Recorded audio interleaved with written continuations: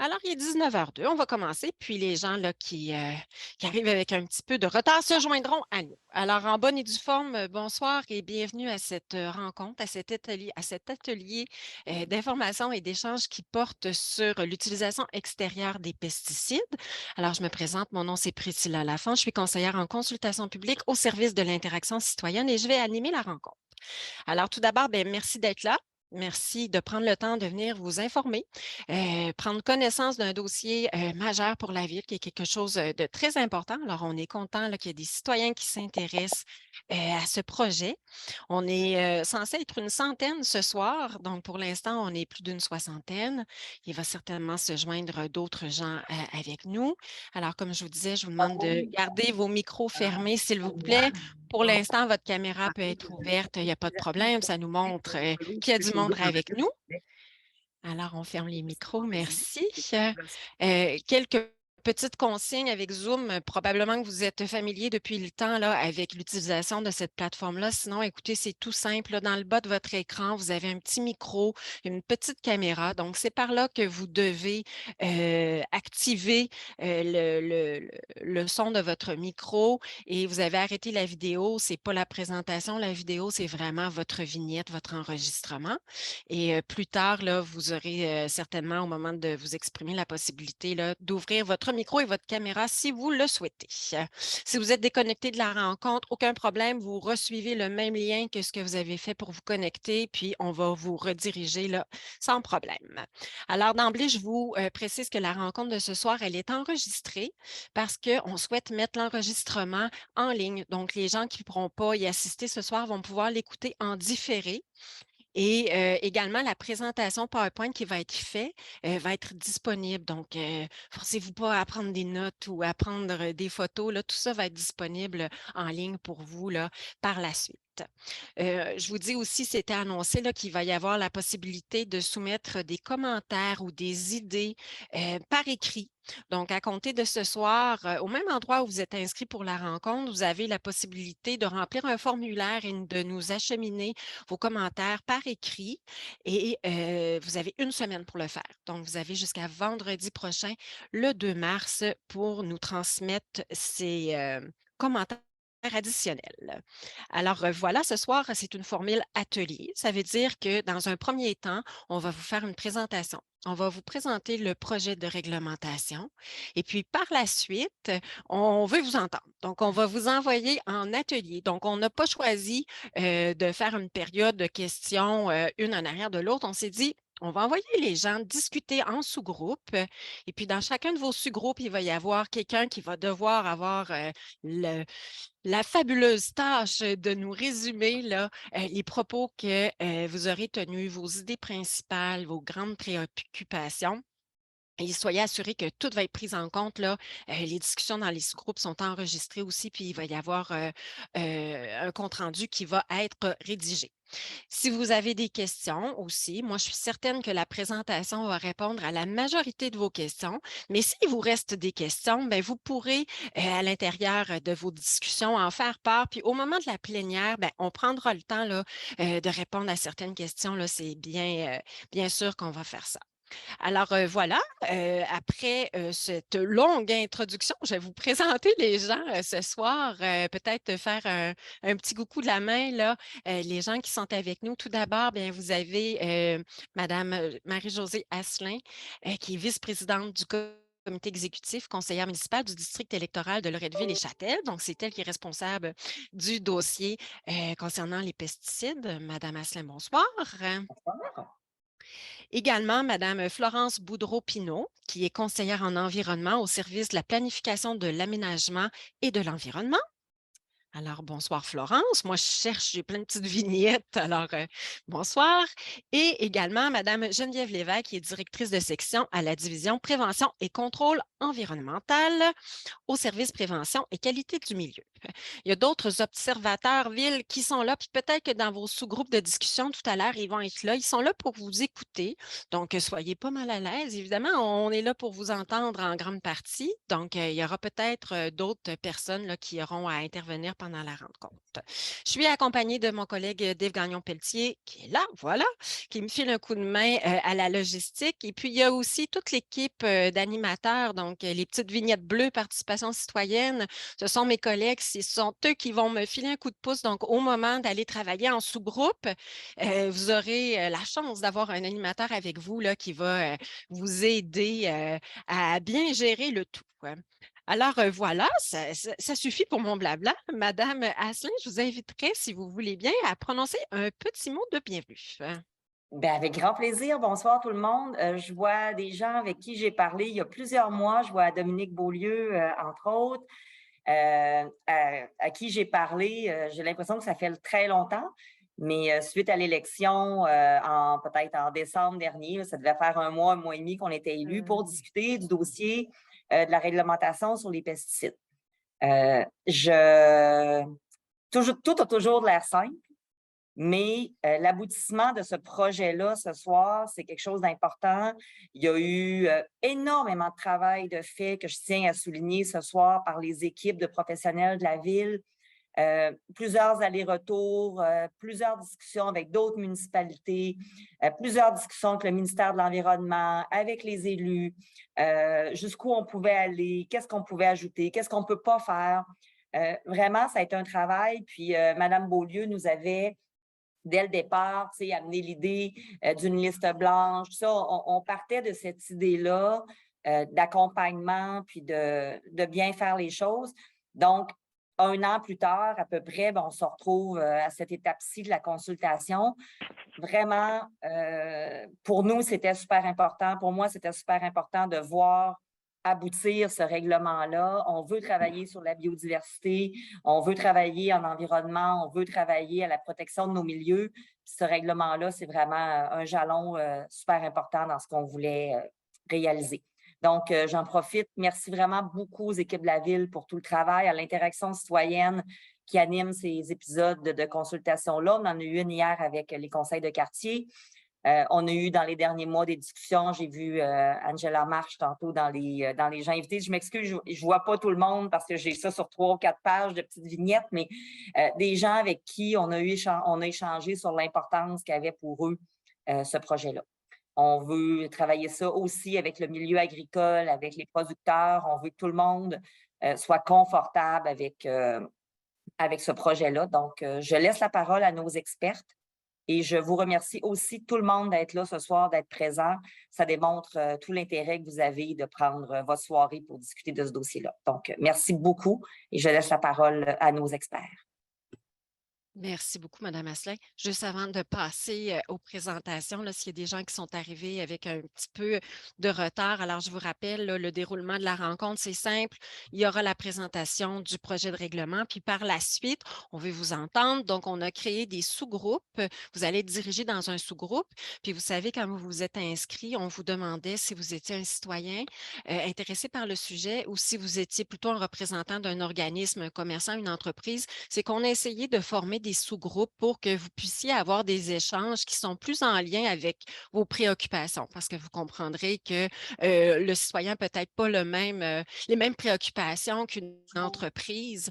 Puis on voulait que vous ayez vraiment des sous-groupes qui permettent vraiment, on n'a pas beaucoup de temps non plus, donc des sous-groupes qui vous permettent des échanges constructifs. Alors voilà, après la présentation, on va vous expliquer, on va vous donner les consignes, mais vous allez être dirigé dans une salle virtuelle. Et là, on va vous poser des questions qui sont en fait là pour susciter les échanges, pour qu'on ait votre avis sur ce qu'on vous présente. Puis, toujours l'idée de garder, si vous avez des questions, là, on pourra y répondre au moment de la plénière. Comme ça, la réponse pourra bénéficier à l'ensemble des participants et non seulement là, à votre sous-groupe. Alors, voilà pour le déroulement. Je crois que ça fait le tour. On serait rendu au vif du sujet. Alors, je vais laisser Florence débuter la présentation. Peut-être, si vous le permettez, fermez vos vignettes, vos photos pour faciliter, là, s'assurer de la bonne qualité de l'image. Puis tout à l'heure, vous pourrez les réouvrir sans problème. Alors, Madame Boudreau, la parole est à vous. Alors, bonjour à tous. Merci de passer là, une partie de votre soirée avec nous en ce jeudi enneigé. Alors, la présentation va se dérouler en 3 grands blocs. Donc, on va débuter par une mise en contexte où, en fait, c'est important de vous présenter là, certains concepts clés qui vont être importants à comprendre pour le reste de la présentation. Ensuite, Geneviève va vous présenter les recommandations techniques qui sont en fait là, les actions que l'on souhaite mettre de l'avant dans le futur règlement. Puis ensuite, on va vous présenter les orientations de communication. Pour nous, c'est bien important que le règlement s'accompagne de diverses actions pour encourager l'adoption de pratiques là, plus écologiques pour l'entretien des espaces verts. Puis c'est pourquoi là, on s'est entouré là, d'une belle équipe là, aux communications pour mettre de l'avant là, différentes pratiques qu'on va vous présenter. Donc, tout d'abord, pour ce qui est de la mise en contexte, eh bien, c'est important de comprendre de quoi on parle. Donc, lorsqu'on parle d'un pesticide, eh bien, on parle vraiment d'un produit qui est conçu pour détruire des organismes que l'on va considérer comme indésirables ou nuisibles. Donc, ça peut être des plantes, des insectes ou des champignons, par exemple. Il existe différentes façons de classer les pesticides. On peut les classer selon l'utilisation qu'on va en faire. Donc, si on parle de fongicides, eh bien, c'est des pesticides qui sont utilisés pour détruire des champignons. Si on a des herbicides, eh bien, c'est des pesticides qui sont conçus pour les mauvaises herbes et ainsi de suite. On peut également classer les pesticides selon leur origine. Donc, un pesticide qui serait un produit chimique de synthèse, eh bien, c'est un produit qui va avoir été entièrement fait en laboratoire. Puis, on retrouve également la catégorie des biopesticides, qui sont des pesticides, mais qui sont issus de sources naturelles, puis qui présentent habituellement une plus faible toxicité, puis qui vont également être moins persistants dans l'environnement. Puis finalement, on peut les classer selon les groupes chimiques. Donc, on peut retrouver là, les carbamates, les organochlorés ou les benzamides. C'est des exemples là, de groupes chimiques qui vont entrer dans la composition des pesticides. Donc, si on regarde un peu là, les risques à la santé reliés aux pesticides, eh bien, en toxicologie, on définit le risque, c'est-à-dire la probabilité d'apparition d'effets néfastes en fonction de sa toxicité, donc la capacité du contaminant à induire les effets néfastes, multipliée par l'exposition, qui est en fait la probabilité d'être en contact avec le contaminant. Donc, par exemple, si on a un produit qui est très, très, très toxique, mais auquel on n'est jamais exposé, eh bien, le risque à la santé est nul, en fait. Ou au contraire, si on a un produit qui est moyennement toxique, mais auquel on est exposé de façon régulière et à des doses très importantes, eh bien, nécessairement, ça va augmenter notre risque d'effet à la santé. Donc, lorsqu'on se pose la question à savoir si les pesticides présentent un risque à la santé, eh bien, la réponse est oui, parce que nécessairement, c'est un produit qui peut être potentiellement dangereux pour d'autres organismes comme l'humain, puis que nous, la population, en fait, est exposée aux pesticides par différentes façons, les principales étant l'eau, les aliments, l'air et le sol. Au niveau des effets à court terme d'une exposition aux pesticides, eh bien, on va souvent penser à des irritations cutanées ou oculaires, des maux de tête ou de la nausée, par exemple. Pour ce qui est des effets chroniques, eh bien, on va parler de dérèglement de l'état de santé qui est possible, mais ça, c'est si on a des expositions qui sont répétées et chroniques. Donc, c'est vraiment des expositions qui vont se répéter sur une longue période de temps. Puis, il faut faire attention lorsqu'on parle d'effets chroniques reliés aux pesticides parce que ces risques-là sont difficiles à évaluer, notamment parce qu'on a peu d'études épidémiologiques. Donc, souvent, les études ont été faites chez des cohortes de travailleurs agricoles qui, eux, sont exposés dans un contexte professionnel à certains groupes de pesticides de façon récurrente. Alors, c'est très difficile de transposer ces résultats-là à la population générale. Puis, il faut également garder en tête que dans la vie de tous les jours, on est exposé à différents pesticides à différents moments. Donc, c'est difficile de quantifier cette exposition simultanée-là à plusieurs pesticides. Au niveau des risques pour l'environnement, eh bien, on sait que les pesticides peuvent avoir des effets toxiques sur des organismes qui sont non ciblés. Donc, on peut notamment penser aux insectes et aux invertébrés aquatiques qui se retrouvent à la base de la chaîne alimentaire. Donc, nécessairement, si on affecte ces petits organismes-là, eh bien, c'est l'ensemble de la chaîne alimentaire qu'on vient bouleverser par la suite. On peut également penser aux insectes pollinisateurs qui sont impliqués dans la reproduction des espèces végétales et, en bout de ligne, des aliments que l'on consomme. Puis, de façon générale, eh bien, les pesticides, on peut considérer qu'ils vont venir modifier les écosystèmes. Ils peuvent également être des contaminants de l'eau souterraine et de l'eau de surface. Puis, en s'infiltrant de cette façon-là, eh bien, les pesticides peuvent devenir une source potentielle d'exposition par l'eau potable. Puis, de façon générale, on considère que les pesticides, eh bien, c'est un frein à l'adoption de pratiques favorables à la biodiversité. L'utilisation de pesticides est une approche facile parfois pour régler des problèmes là, qui pourraient être réglés autrement avec des pratiques alternatives et plus écologiques. Au niveau de la Ville de Québec, eh bien, l'encadrement des pesticides s'insère vraiment dans une logique que la Ville met de l'avant depuis déjà plusieurs années. Donc, pour nous, réduire l'usage des pesticides les plus nocifs pour la santé et l'environnement, eh bien, ça contribue à 3 des 5 défis collectifs là, de la stratégie de développement durable. Donc, pour ce qui est de la résilience, de la transition et de la santé globale. Ça reflète également les engagements de la Ville là, au niveau du plan de transition et d'action climatique qui découle de la stratégie DD. Il y a également le plan d'action en agriculture urbaine qui mentionnait déjà en 2020 la volonté d'encadrer les pesticides.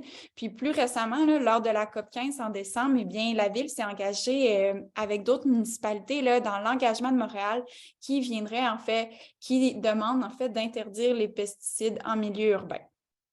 Puis également, lors de la COP15, la Ville a fait mention là, de son désir d'obtenir la désignation de région de biosphère de l'UNESCO. Puis ça, en fait, c'est vraiment une grande démarche dans laquelle la Ville souhaite mettre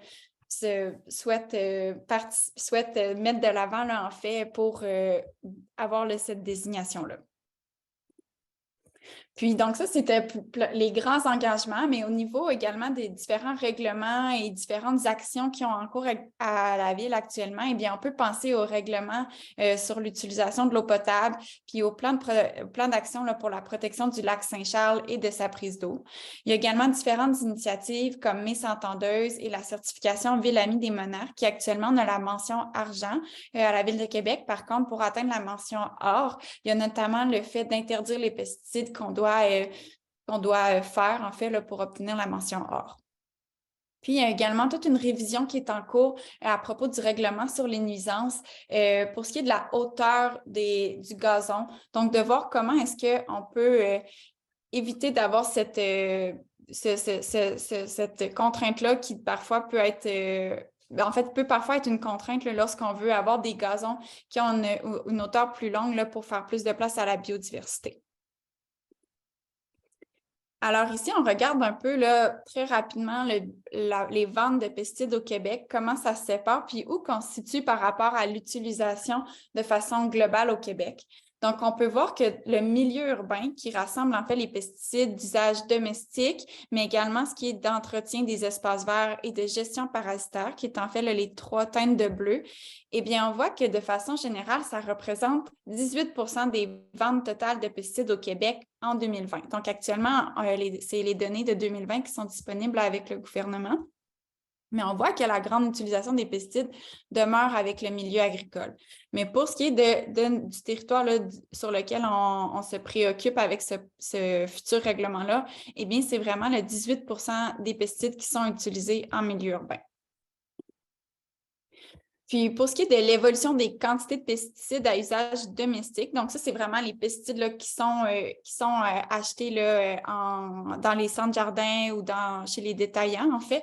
Eh bien, on voit que pour l'année 2020, eh bien, il y a vraiment eu un engouement pour l'horticulture chez les citoyens. Puis, en fait, le gouvernement du Québec là, associe cet engouement-là à une augmentation des ventes de pesticides, puisqu'on peut voir là, avec la flèche rouge qu'entre 2019 et 2020, il y a vraiment eu une grande augmentation des ventes de pesticides. Puis, c'est les herbicides, donc les pesticides qu'on utilise sur des mauvaises herbes, qui représente le secteur de vente le plus important. Donc, on voit là ici avec la ligne verte pointillée que c'est les herbicides qui représentent la plus grande part du marché. Et puis, on sait que les herbicides, eh bien, sont principalement utilisés à des fins esthétiques. Donc, dans le bilan des ventes là, de l'année 2020, c'est un biopesticide qui est utilisé pour lutter contre les pissenlits qui a été principalement vendu dans cette année-là. Okay. Maintenant, pour ce qui est de la classification des pesticides, eh bien, Ici, cette diapositive-là est importante à comprendre pour la suite de la présentation. Donc, c'est pour ça qu'on l'a placée ici. Donc, il faut comprendre que les exigences réglementaires au Québec vont être variables selon le niveau de risque pour la santé et l'environnement. Pour ce qui est des pesticides à usage domestique, donc comme je le mentionnais, là, c'est les pesticides qui sont offerts chez les détaillants, on retrouve deux grandes catégories. Donc, les pesticides de classe 4, qui sont les pesticides qui sont plus à risque, qui vont être les pesticides qui sont hors de la portée des clients et qu'on a besoin d'avoir l'intermédiaire d'un employé qui est certifié pour pouvoir l'utiliser. Donc, souvent, dans les magasins, ça va être des pesticides qui vont se retrouver derrière un grillage, puis même des fois, là, ils sont derrière le comptoir. Pour ce qui est des pesticides de classe 5, eh bien, c'est des pesticides qui vont présenter des risques moindres. Puis, eh bien, ces pesticides-là, ils sont librement accessibles sur les étalages. On retrouve également en milieu urbain les pesticides d'usage commercial qui, eux, sont vraiment destinés aux professionnels et que c'est des pesticides qui ne sont pas disponibles en vente libre. Pour les utiliser, il faut être titulaire d'un certificat qui est émis par le ministère de l'Environnement. Au niveau des rôles des instances gouvernementales, il faut comprendre que les pesticides, eh bien, c'est partagé entre les 3 paliers de gouvernement.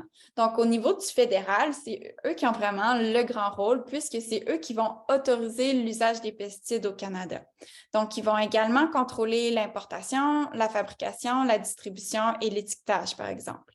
Puis, c'est également le fédéral qui va désigner les biopesticides. Donc, la catégorie des biopesticides que j'ai mentionnée au début de la présentation, eh bien, c'est vraiment une catégorie qui est nommée par le fédéral. Au niveau du provincial, eh bien, c'est le ministère de l'Environnement là, qui vient réglementer divers éléments, notamment la vente, l'utilisation et l'entreposage des pesticides. Puis, le provincial peut venir restreindre ou interdire l'usage de certains pesticides qui seraient autorisés au Canada. Au niveau du municipal, donc en tant que municipalité, on a les compétences pour établir une réglementation qui est plus approfondie puis qui n'a pas besoin d'être approuvée par le gouvernement du Québec. Actuellement, au Québec, on a environ 160 municipalités qui réglementent déjà l'usage des pesticides sur leur territoire. Puis nous, pour ce qui est de la Ville de Québec, eh bien, la réflexion se fait actuellement pour réglementer avec un règlement uniquement sur le territoire de la Ville de Québec. Par contre, on a également des discussions là, de façon plus élargie avec les villes voisines pour voir si on ne pouvait pas avoir un règlement qui pourrait s'arrimer puis qui pourrait être cohérent entre les villes de l'agglomération et éventuellement de la CMQ. Donc, on a ce désir-là. Puis, pour l'instant, on est encore au stade de voir est-ce que ce serait faisable de le faire avec les autres municipalités de la CMQ. Donc, je passe maintenant la parole à Geneviève. Merci, Florence. Donc, c'est toi qui as la souris. Merci. Donc, on va passer aux recommandations techniques. Donc, dans le fond, les recommandations techniques, c'est ce qui est issu de notre travail de réflexion, de certaines consultations, discussions qu'on a eues dans les derniers mois, dans les dernières années. Donc, si tu peux avancer, Florence. Donc, dans le fond, on a ce qui a guidé notre réflexion et nos recommandations. Ce sont 3 objectifs généraux qui sont de limiter d'abord l'utilisation et l'accessibilité des pesticides les plus nocifs sur notre territoire, donc sur le territoire de la Ville de Québec. Ensuite, il y avait l'encadrement des fournisseurs de services et, bien entendu, d'offrir aux citoyens des outils et des alternatives à l'utilisation des pesticides. Donc, c'est ce qui a guidé les réflexions et les recommandations. Et ça se décline en différents axes d'intervention qui vont éventuellement prendre la forme d'un règlement et d'actions de communication ou de sensibilisation qu'on vous présente plus en détail aujourd'hui. Donc, un premier axe d'intervention vient ici viser l'utilisation des pesticides les plus à risque. Donc, le principe qui est préconisé ici, c'est le principe de la liste blanche. Donc, de fournir dans la réglementation une liste de produits autorisés en tout temps. Ces pesticides-là sont ceux qui sont reconnus par les différentes instances fédérales, provinciales et autres comme étant moins à risque pour la santé et pour l'environnement. On peut penser ici aux biopesticides homologués dont Florence vous a parlé un petit peu plus tôt, ou encore aux ingrédients actifs qui sont autorisés à l'annexe 2 du Code de gestion des pesticides. Ce sont des exemples, ça ne veut pas dire que c'est nécessairement la liste complète qui serait proposée dans la réglementation, mais c'est pour vous dire que ce sont des produits qui sont reconnus, qui existent. L'annexe 2 du Code de gestion des pesticides, ce sont les produits qui sont autorisés autour des écoles et des garderies, par exemple. Donc, tout ce qui ne se retrouverait pas sur cette liste-là serait d'emblée interdit d'utilisation en tout temps. On peut penser à différents types de pesticides qu'on peut reconnaître dans cette catégorie-là. Ce serait entre autres le glyphosate, le tétranyliprol. On pourra prévoir certains cas d'exception qui seraient reconnus d'emblée par la Ville, dont je vais vous parler un petit peu plus loin. Par contre, en tout temps, on propose d'interdire la famille des néonicotinoïdes, qui sont reconnus souvent comme les tueurs d'abeilles. Ces produits-là, autorisés ou interdits, sont visés seulement pour l'application extérieure de pesticides, donc l'utilisation extérieure des pesticides, à l'exception de certains lieux et activités spécifiques à l'extérieur sur le territoire de la ville qu'on va vous présenter. Donc, ça fait en fait l'objet d'un autre axe d'intervention aujourd'hui, donc qui vise vraiment l'encadrement pour certains lieux et activités là, qui ont vraiment des conditions particulières ou une réalité qui leur sont propres, puis qui nécessitent de prendre en compte là, ces réalités-là. On peut penser, entre autres, aux lieux, aux activités qui sont vraiment encadrées par des obligations spécifiques par les différentes instances gouvernementales ou encore à des activités où il y a un accompagnement par des professionnels qui peuvent être membres d'un ordre, entre autres les agronomes. Puis parfois, l'utilisation des pesticides est liée à des enjeux de sécurité, d'intégrité des installations ou encore de pérennité des entreprises.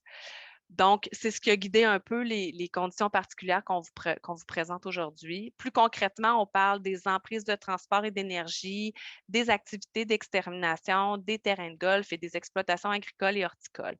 Donc, dans ces grandes catégories-là, ce qu'on propose, c'est de plutôt que de viser des produits, c'est de venir proposer des actions, des restrictions, des obligations qui sont complémentaires à ce qui existe déjà comme accompagnement ou comme obligation. On va les regarder un petit peu plus en détail.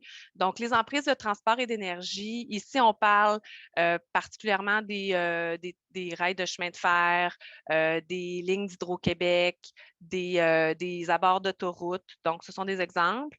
Donc, en fait, c'est l'utilisation des pesticides dans ces cas-là viserait seulement des motifs de sécurité. On reconnaît que normalement, après des lignes d'Hydro-Québec, il doit y avoir un dégagement à respecter pour la sécurité. De la même chose, là, les emprises d'autoroute ou de transport, il y a des dégagements requis pour la visibilité, la sécurité. Donc, on veut que ce soit uniquement pour des motifs de sécurité et également que des avis de traitement là, soient transmis à la ville à l'avance qui va inclure notamment les raisons, les produits, tout ça pour lesquels les pesticides sont utilisés. Au niveau des activités d'extermination, on propose l'enregistrement annuel des entreprises auprès de la ville, ainsi que de remettre annuellement le registre d'utilisation des pesticides, qui est un registre qui est déjà prévu au Code de gestion des pesticides. La nuance ici, c'est de le remettre annuellement. Ensuite, on propose que les pesticides qui seraient normalement interdits puissent être permis lorsque des motifs de sécurité ou d'intégrité des bâtiments sont évoqués. Donc, on peut penser aux nids de guêpes, aux fourmis charpentières ou encore aux rongeurs. Pour les terrains de golf, maintenant, il faut comprendre que les terrains de golf sont déjà soumis à l'obligation de déposer un plan de réduction des pesticides annuellement, pas annuellement, mais auprès du ministère de l'Environnement. Ce plan de réduction des pesticides est élaboré en compagnie avec un agronome qui le signe également. Donc, on souhaiterait recevoir ce plan de réduction des pesticides pour avoir une meilleure idée là, des actions qui sont prises, puis des produits qui sont utilisés sur les terrains de golf sur notre territoire. On ajoute ici quand même une restriction complémentaire et additionnelle, c'est celle concernant la protection des bandes riveraines, pardon. Donc, ici, on propose de faire une distinction au niveau de la protection des bandes riveraines. Donc, si elle est végétalisée, ce serait une interdiction d'utiliser quelconque produit ou ingrédient actif dans la bande riveraine à 3 mètres du cours d'eau. Et si la bande riveraine n'est pas végétalisée, donc ce serait une distance de 15 mètres du cours d'eau à respecter. Donc, ce serait une bande de protection où il n'y aurait pas d'application possible de produit. Au niveau des exploitations agricoles et horticoles, comme les entreprises agricoles ou horticoles sont vraiment déjà encadrées et accompagnées par différentes instances, que leur réalité est c'est quand même complexe, spécifique. On ne veut pas se substituer à ce qui existe déjà comme accompagnement ou comme ressources d'expertise ou professionnelles là, qui les accompagnent. Donc, on propose de les exempter du règlement. Déjà beaucoup de mesures en place pour les aider à adopter des pratiques différentes dans leur régie. Donc, on ne se substituerait pas à cet accompagnement-là. Donc, ça, c'est les lieux et activités particulières pour lesquelles on propose un encadrement un peu différent. J'ouvre une parenthèse ici parce qu'on a déjà une particularité qui existe à la ville. On a déjà un règlement pour la protection des prises d'eau potable qui réglemente l'utilisation des pesticides dans le bassin versant là, des prises d'eau. Donc, ce sont des mesures qui sont quand même assez restrictives déjà pour ces secteurs, puis on souhaite les maintenir. Par contre, bien entendu, avec l'arrivée d'un nouveau règlement sur le territoire, on va avoir un petit travail d'arrimage à faire avec la nouvelle réglementation. Mais vous avez un exemple ici. Là, actuellement, il n'y a aucun pesticide permis à 30 mètres d'un plan d'eau de source d'eau potable. Donc, ce sont des mesures qui seront maintenues, mais bien sûr arrimées pour que ce soit tout cohérent. On passe à l'autre axe d'intervention. Celui-ci vise vraiment à venir prévoir et encadrer, gérer les cas d'exception. Donc, on n'est pas sans savoir que tout n'est pas toujours blanc ou noir. Il arrive des situations qui vont mériter réflexion ou de prévoir des mécanismes pour pouvoir agir. Donc, on souhaite pouvoir offrir des opportunités ou des mécanismes pour ces situations-là. La première question à se poser, c'est qu'est-ce qu'un cas d'exception? Donc, la définition qui est proposée, c'est que c'est un cas d'infestation qui constitue une menace ou une nuisance pour la santé humaine ou animale, l'intégrité d'un bâtiment ou encore la survie des végétaux. Donc, bien entendu, des exceptions pourraient déjà être prévues d'emblée dans la réglementation. On peut penser entre autres aux maladies mortelles des arbres comme la grille du frêne, la maladie hollandaise de l'orme, donc des exemples comme ceux-là. Pour certaines autres exceptions, on pourrait prévoir qui sont moins prévisibles ou plus ponctuelles. On pourrait prévoir un mécanisme d'octroi de permis temporaire qui serait requis en fait pour appliquer des pesticides qui seraient normalement interdits, donc ceux qui ne se retrouveraient pas sur la liste blanche. Bien entendu, il y a des conditions pour émettre un tel permis. D'abord, de s'assurer que ça correspond à la définition qu'on se donne d'un cas d'exception, la définition que je viens de vous donner. Et aussi que peut-être que d'autres alternatives ou d'autres techniques ont été tentées avant d'envisager l'utilisation de pesticides plus à risque pour la santé ou pour l'environnement. C'est un permis qui serait octroyé rapidement et dans certaines situations, on pourrait également prévoir certains cas d'exception ou les anticiper. Il y a certains cas d'infestation qu'on sait qui vont revenir sur plusieurs années qu'on doit traiter à l'avance. Donc, on veut être plus proactif que réactif aussi parfois dans l'octroi de ces permis-là. Donc, voir venir des situations pour pas que ça se dégrade ou que ça empire. On propose également la gratuité pour ces permis-là afin d'encourager les demandeurs à contacter la ville, que ce soit par l'entremise d'un intermédiaire comme un représentant là, du client là, qui serait un applicateur commercial, par exemple, ou encore le citoyen lui-même, le propriétaire lui-même. On veut avoir ce dialogue, cet échange-là et avoir l'occasion de pouvoir avoir une bonne connaissance de la situation, accompagner les gens comme il faut et bien comprendre l'étendue de la problématique. Donc, pourquoi gérer les cas d'exception? J'en ai un petit peu parlé, mais c'est sûr que les pesticides, ça demeure des outils de lutte efficaces quand tout a été tenté puis qu'on est face à une situation qui est hors de contrôle. Dans ces cas-là, l'avantage va être parfois plus important que les inconvénients. On le dit et je le répète, on n'est pas en guerre contre la pelouse. Notre objectif, ce n'est pas de voir la pelouse disparaître. Au contraire, on préfère avoir des pelouses qui vont être en santé, qui vont pouvoir faire profiter de tous les bénéfices qu'elles peuvent apporter plutôt que des pelouses décimées, sèches, qui n'apportent finalement plus grand-chose. L'autre élément aussi, c'est que adopter des nouvelles pratiques, changer notre façon d'entretenir notre pelouse, nos espaces ou intervenir pour certaines situations, ça demande quand même un certain temps d'adaptation, une transition, développer un système racinaire, implanter des nouvelles espèces dans notre pelouse, ben, ça prend un certain temps. Donc, on ne veut pas non plus perdre ces outils-là pour pouvoir intervenir si la situation le requiert. Donc, on veut pouvoir compter sur des outils pour nous aider à protéger nos pelouses ou nos arbres ou nos végétaux le temps que tout ça s'installe, que les gens prennent vraiment les pratiques et qu'on voit les bénéfices de ces nouvelles pratiques-là. C'est sûr que une pelouse qui est en santé va être beaucoup plus résiliente aux ravageurs, aux sécheresses et compagnie. Donc, avec tous les effets des changements climatiques qu'on voit, ben, c'est sûr que pour nous, c'est un avantage. Donc, on veut se garder ces outils-là pour pouvoir intervenir puis faciliter la transition vers les nouvelles pratiques. On passe maintenant à un autre axe d'intervention qui, lui, vient ici plus viser l'usage commercial, donc les entreprises qui vont offrir des services sur notre territoire. Donc, ce qu'on propose, c'est l'enregistrement des fournisseurs de services qui souhaitent appliquer des pesticides, que ce soit, entre autres, là, les entreprises d'espaces verts, de gestion des espaces verts ou encore d'extermination. L'enregistrement serait annuel pour un coût proposé de 250 par année. C'est ce qu'on observe pour des municipalités similaires là, dans la province. Ça viendrait avec l'obligation de transmettre un registre d'utilisation des pesticides annuellement. Et bien entendu, il y a toujours des conditions là, en cas de non-respect, des mesures qui sont prévues en cas de non-respect du règlement. Ça pourrait aller jusqu'à la suspension là, des activités pendant une période donnée s'il y a de la récidive ou des problématiques récurrentes.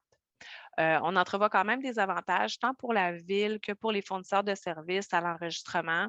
D'abord, c'est sûr que nous, ça nous permet d'augmenter nos connaissances.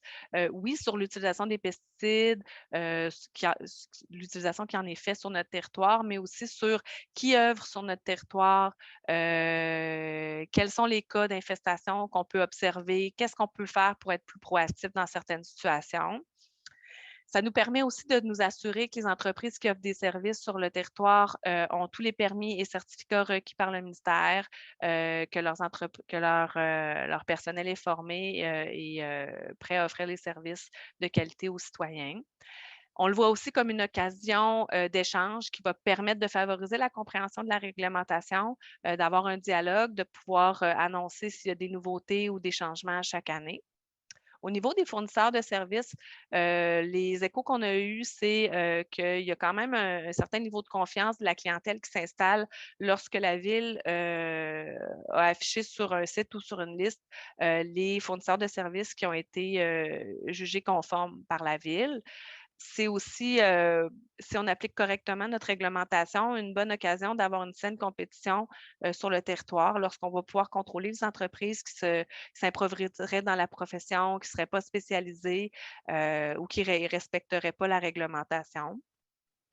Et aussi une occasion d'échange ensemble pour faire améliorer, oui, la réglementation, mais encore nos pratiques, nos mécanismes d'intervention. Donc, c'est un moment privilégié à chaque année pour être capable de partager ce qui va bien et ce qui va moins bien. Notre dernier axe d'intervention ici, lui, vient couvrir un peu un autre bout de la chaîne qui est l'accès aux pesticides. Donc, bien entendu, l'accès en vente libre dont Florence vous parlait un petit peu plus tôt pour les classes 4 et 5 notamment, c'est un défi pour limiter l'application des pesticides là, qui représentent plus de risques pour la santé ou l'environnement. Limiter l'utilisation sans limiter l'accès, ça peut être perçu comme un manque de cohérence ou encore créer de la confusion, tant chez les citoyens que chez les détaillants, que chez les applicateurs. Donc, on propose ici 2 mécanismes pour venir répondre à cet enjeu-là. D'abord, contrôler l'achat des pesticides d'usage domestique. En fait, ce serait une obligation de présenter le permis temporaire de la ville ou un document de la ville aux commerçants pour pouvoir partir et acheter le produit et partir avec, pas dans le sens inverse. Donc, ce serait le même permis dont je vous parlais un petit peu plus tôt, le permis temporaire. Donc, ce ne serait pas un autre processus pour les citoyens, ce serait le même. Puis l'autre volet, c'est d'interdire la possession et l'entreposage non commerciaux de ces pesticides d'usage domestique qui ne seraient pas autorisés. Donc, bien entendu, si on a un permis temporaire, il y a une période donnée pour pouvoir l'utiliser, mais on veut s'assurer que les gens n'ont pas des produits qui sont interdits sur leur propriété ou entreposés. Ça vient aussi avec un souhait de notre part de renforcer le message, de faire des activités pour rappeler de quelle façon comment bien disposer de ces produits-là. Les pesticides, ce sont des produits qui doivent être jetés convenablement. Donc, on ne veut pas que ça se retrouve dans les grilles de rue ou encore dans les réseaux d'égouts de la ville. Normalement, ce sont des produits qui vont majoritairement à l'éco-centre. Donc, on va renforcer, ça va être une occasion pour nous de renforcer ce message-là, de faire des rappels et d'organiser peut-être des tournées de collecte là, de ces produits-là dans les prochaines années. Ça fait le tour des axes d'intervention qui sont proposés, qui découlent des grandes orientations, des objectifs qu'on s'était donnés. Ça va prendre éventuellement la forme d'un règlement, un règlement qui va venir avec tout l'enrobage. Donc, on peut penser, entre autres, oui, les obligations, mais aussi ensuite les sanctions si jamais il y a des non-conformités. Donc, éventuellement, ça va découler en règlement, tout ça. Aujourd'hui, on est en consultation publique, en rencontre d'information. Ça bonifie notre réflexion. Ça va nous permettre de finaliser un peu toute cette réflexion-là qui a débuté il y a déjà plusieurs mois. Par la suite, le dépôt du projet de règlement est souhaité et visé au printemps 2023, donc dans les prochains mois. Par contre, on propose ici une implantation progressive de ce règlement-là. Donc, on veut que nos actions soient prévisibles tant pour les entreprises que pour les citoyens. Donc, de tous se laisser le temps là, de se préparer à ce changement-là. Au niveau des entreprises, il y a des contacts à faire, des employés à former, il y a possiblement déjà des inventaires, des contrats, des engagements. Donc, on veut laisser le temps à ces entreprises-là de se préparer à ce changement-là. Puis pour les citoyens, d'offrir du temps aussi pour qu'ils prennent connaissance de ce qu'ils pourront ou pas faire, de ce qu'ils devront conserver comme pratique ou changer et d'implanter peut-être de nouvelles pratiques également dès cette année ou lorsqu'ils le désireront pour être prêts lors de l'arrivée de l'implantation des mesures. Donc, pour cette implantation-là, ce qu'on propose, c'est qu'une première année, donc cette année, on procède à l'enregistrement des entreprises. Donc, dès que le règlement sera adopté, on prendrait contact avec les entreprises, on commencerait à les sensibiliser, à les enregistrer. Donc, ça serait une occasion pour nous d'avoir un premier contact, de pouvoir expliquer ce qui s'en vient, peut-être même aux entreprises de pouvoir commencer à informer leurs clients. L'entièreté du règlement, on propose qu'elle rentre en vigueur en 2024. Donc là, il y aurait toutes les actions qui seraient retenues et dans le règlement qui pourraient commencer à être appliquées dès 2024. Au niveau de l'échéancier, puis il faut comprendre que oui, on a une implantation progressive. Ça va se faire aussi dans nos actions puis notre accompagnement. Donc, on va vous présenter les actions de communication, mais au niveau de l'application du règlement, c'est sûr que nos interventions vont être beaucoup dans l'accompagnement, l'information au départ. Puis éventuellement, là, lorsque les années vont avancer, on va y aller on va renforcer nos actions, on va envoyer des avis de non-conformité ou d'infraction, mais ça va prendre quand même un certain temps. Là, on veut être plus dans l'accompagnement et la transition vers des nouvelles pratiques que vers le côté plus restrictif. Mais bien évidemment, qui dit règlement dit possibilité d'agir. Donc, on est plus dans une transition là, pour les prochaines années au niveau de nos interventions. Voilà, ça fait le tour pour les orientations techniques. Oui, puis en fait, Geneviève, tu fais un bel enchaînement avec les orientations de communication parce que, comme Geneviève le mentionnait, eh bien, pour nous, le règlement, c'est vraiment plus comme un véhicule pour parler de pelouses écologiques, de parler des pratiques écologiques d'entretien des pelouses, puis de favoriser aussi une compréhension de tous les nouveaux engagements de la Ville au niveau de la biodiversité, puis également de favoriser une adhésion à la nouvelle réglementation. Puis pour nous, c'est important de concentrer les efforts sur l'utilisation des pesticides qui sont les plus nocifs pour la santé et l'environnement.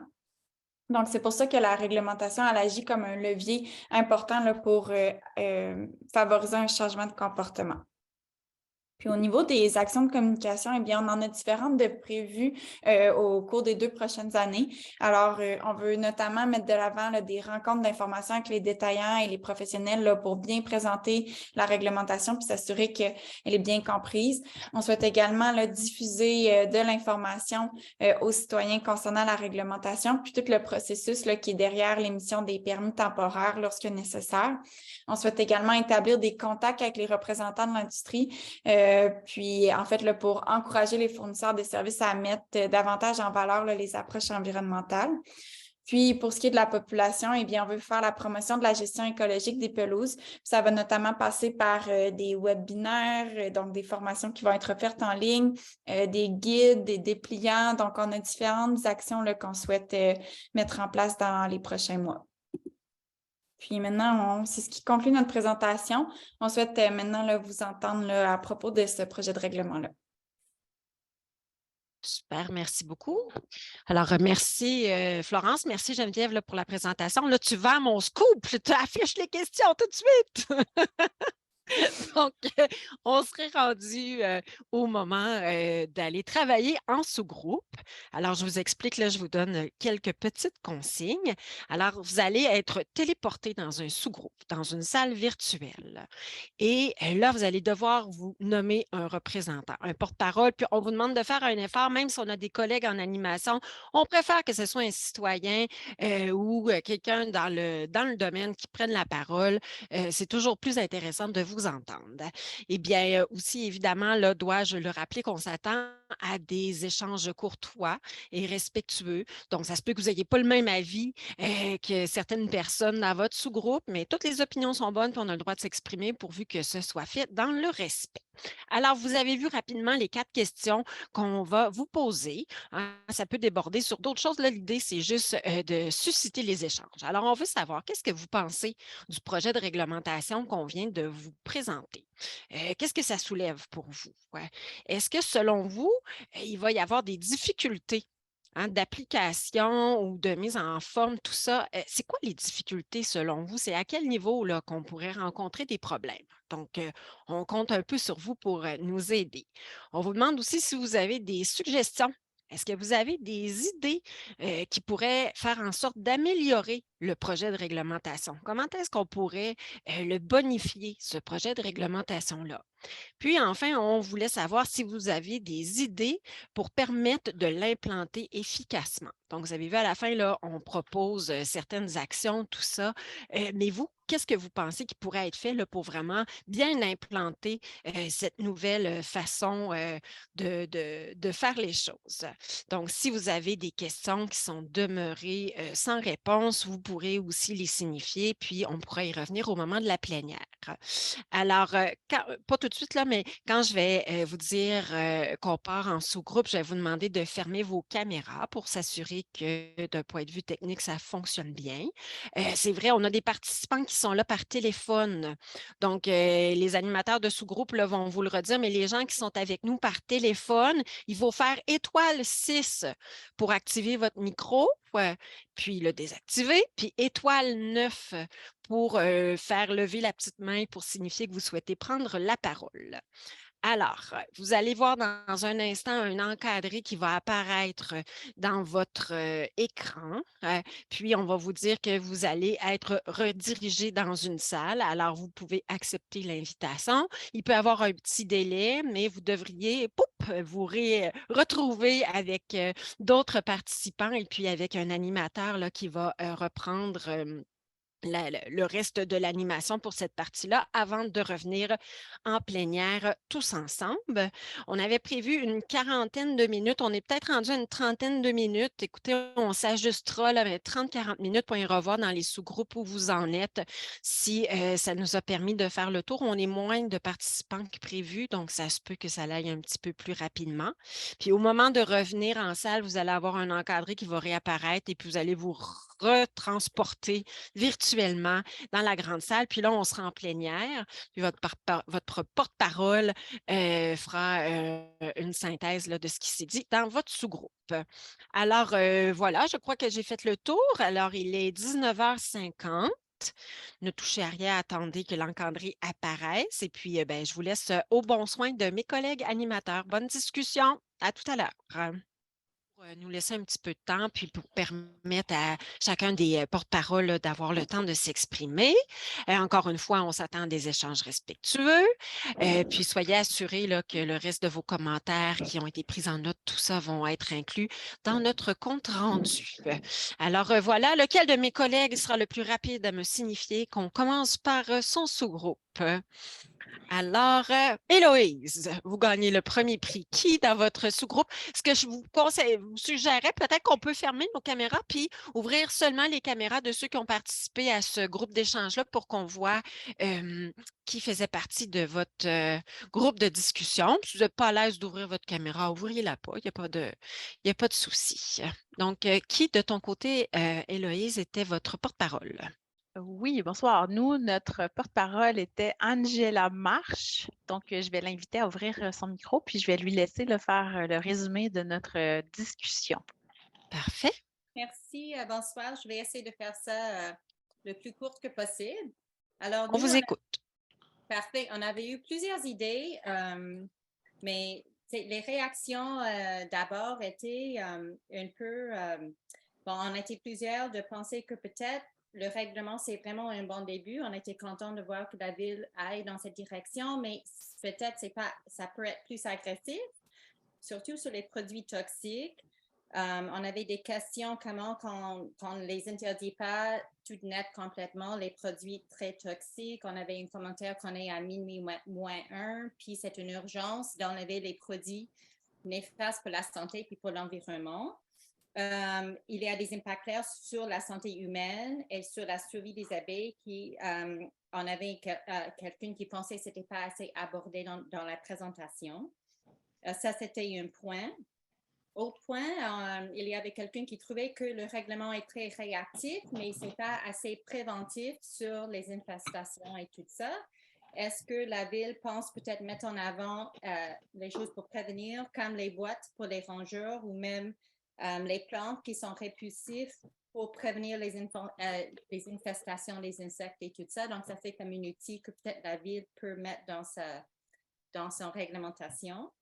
Quoi d'autre? On se demandait si on va avoir accès au enregistrement des compagnies pour vérifier que les compagnies sont conformes.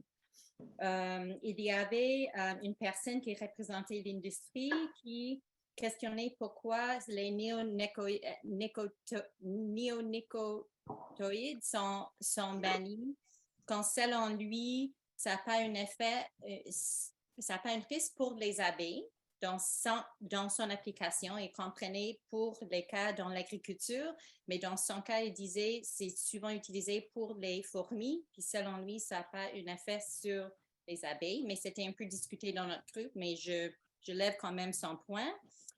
Une question aussi, pourquoi est-ce que les terres agricoles sont complètement exclues de réglementation quand on sait bien que la Ville de Québec a quand même beaucoup de territoires agricoles, puis il y avait des personnes qui pensaient que ça peut être une façon d'aider les fermes à faire la transition vers les pratiques plus éco-responsables. Peut-être ça serait comme une vision long terme, mais même chose aussi pour le terrain de golf. Pourquoi est-ce qu'ils sont complètement exclus de ce règlement quand on sait bien que les terrains de golf utilisent les pesticides pour les usages cosmétiques, puis c'est quand même beaucoup de pesticides qui sont utilisés dans les terrains de golf, comment ils sont complètement exclus. On devrait sensibiliser la population à plusieurs niveaux, en commençant avec les très jeunes dans les écoles, pour vraiment comprendre quelles sont les bonnes pratiques pour l'environnement, pour la santé humaine et tout ça. En parlant de l'implantation, comment est-ce qu'on peut sensibiliser toute la population pour changer les pratiques? Ça devrait commencer avec la ville dans ses pratiques. Mettons les plates-bandes qui sont jetées 3 fois par saison. Est-ce qu'on peut planter les plantes indigènes ou les vivaces? Il y avait une idée que peut-être on peut avoir des kiosques dans les centres de jardin au printemps pour un peu promouvoir des pratiques éco-responsables aux citoyennes. Il faut aussi engager aussi les commerces à faire partie de la solution.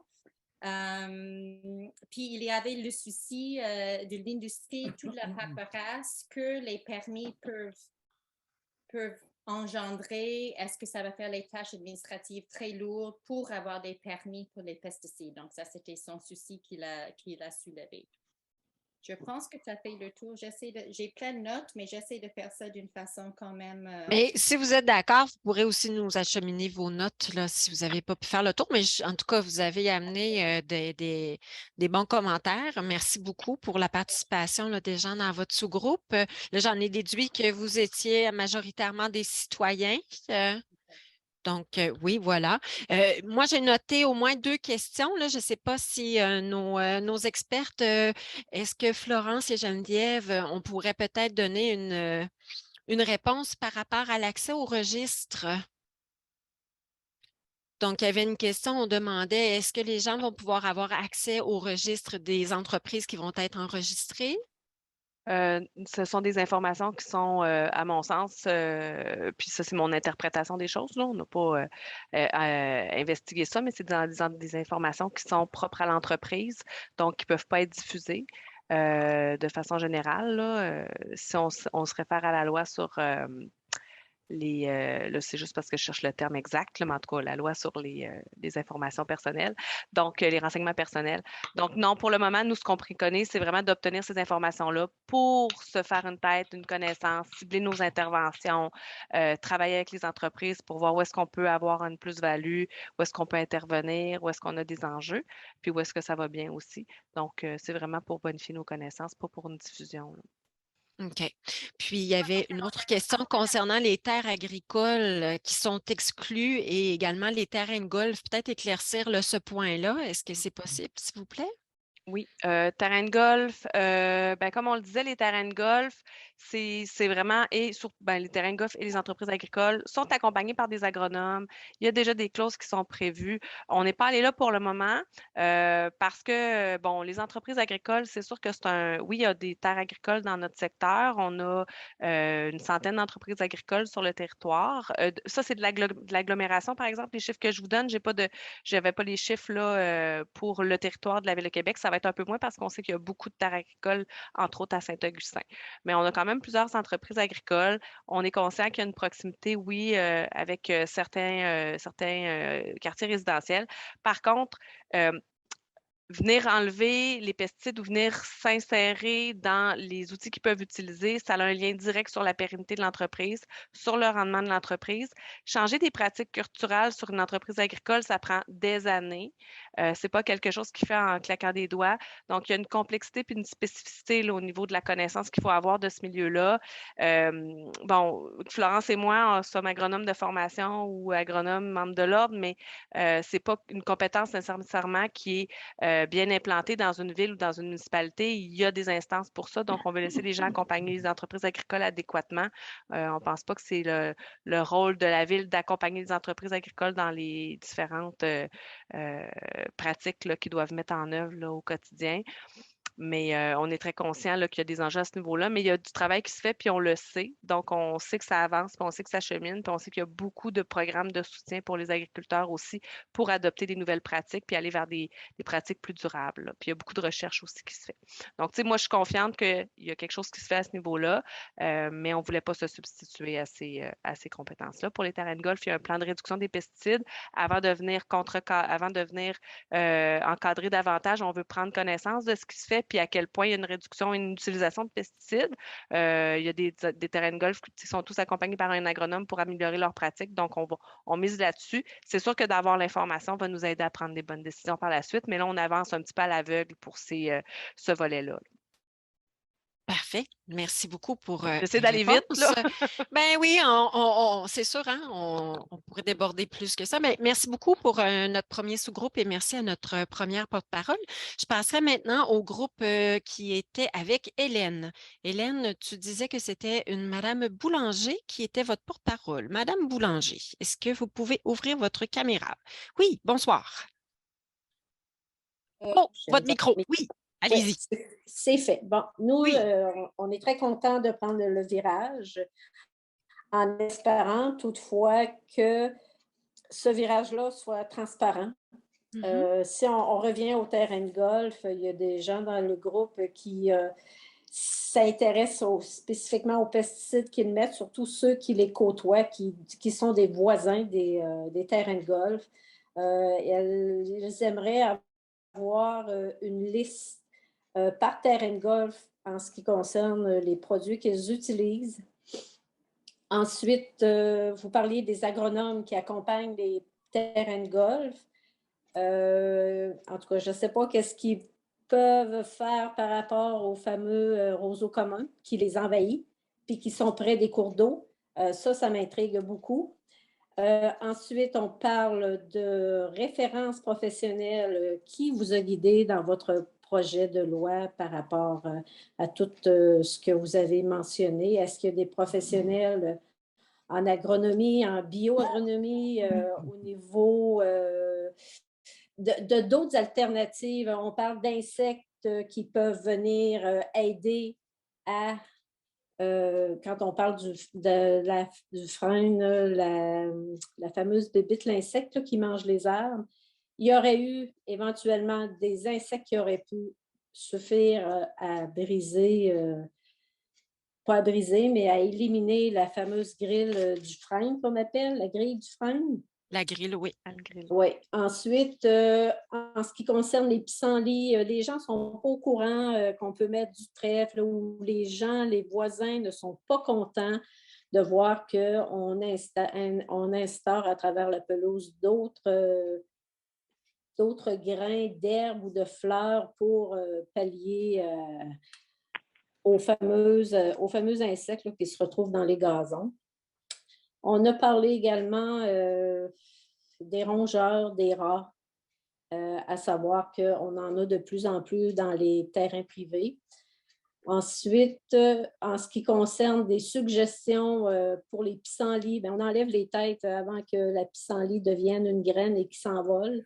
Ça, c'est pensable et c'est facile à faire là, sur tous les terrains. Ensuite, on a parlé de bioagronomie qui pourrait être utile pour les agronomes. Pas les agronomes, les agriculteurs. Puis, pour même les terrains privés, il y a des références au niveau des émissions de télévision qui sont très intéressantes au niveau de la biodiversité. Ensuite, on a parlé, entre autres, on aurait aimé avoir éventuellement une étude sur les bienfaits de la fameuse loi. Qu'est-ce que ça a apporté? Ensuite, en ce qui concerne le permis, les permis pour les entrepreneurs là, à 250 $. Est-ce que, je ne sais pas si ça se reliait à l'entrepreneur ou si ça se reliait aux citoyens, là, mais on se posait la question à savoir, est-ce que ça peut être dissuasif, ça, 250 $? Est-ce que ce serait mieux d'être un peu moindre, à un peu moindre coût? Les travailleurs qui travaillent pour les compagnies de pesticides ou d'insecticides, qu'ils soient mieux équipés, qu'ils soient protégés au niveau de la CNESST, que ça paraisse dans les lois. Ensuite, en gros, je pense, Mme Rioux, c'est pas mal ce que j'avais mentionné, moi, ce que j'avais écrit comme note. Je ne sais pas si j'ai oublié quelque chose. Moi, de ce que vous avez dit, en tout cas, merci d'abord à votre sous-groupe pour votre contribution, pour les idées que vous apportez. J'ai noté une question par rapport à la rétroactivité. Est-ce que c'est prévu du côté de la ville? Est-ce qu'on a prévu faire une rétroaction pour voir quels seraient les effets, j'imagine, à moyen ou à long terme de l'application de la réglementation? Je peux peut-être répondre. Je sais pas. Je vois pas Florence, là, donc si Elle Florence est là. est là, OK, c'est bon. Mais c'est sûr qu'on va se doter d'indicateurs. C'est sûr qu'on OK. veut s'assurer que notre réglementation porte fruit ou est efficace. Là. On veut pas une réglementation pour une réglementation, on veut des résultats. C'est sûr que, comme on le mentionnait, nos données actuellement sont pas énormes. On a le bilan des ventes, on a quelques connaissances. Donc, c'est sûr que les premières années vont nous aider de voir d'où on part. Puis après ça, on va évaluer à chaque année là, où est-ce qu'on en est rendu. Donc, c'est sûr que la réponse courte, c'est oui. On a besoin de se donner d'indicateurs pour savoir si ça s'améliore, puis aussi identifier là où on peut avoir de l'impact, là où on doit mettre nos efforts aussi, parce que des fois, on part avec une certaine perception, puis en avançant, on se rend compte que, oups, le problème qu'on avait envisagé là, il n'est pas tout à fait là, il y a un angle mort qu'on n'avait pas observé. Puis ça, ben, on va le faire, oui, avec les citoyens, oui, avec les entreprises, oui, avec les commerçants, tous ceux qu'on va pouvoir avoir des contacts avec eux dans ce projet-là, puis dans cette application-là. Puis par rapport au coût des permis, oui, je m'excuse, vous vouliez rajouter quelque chose?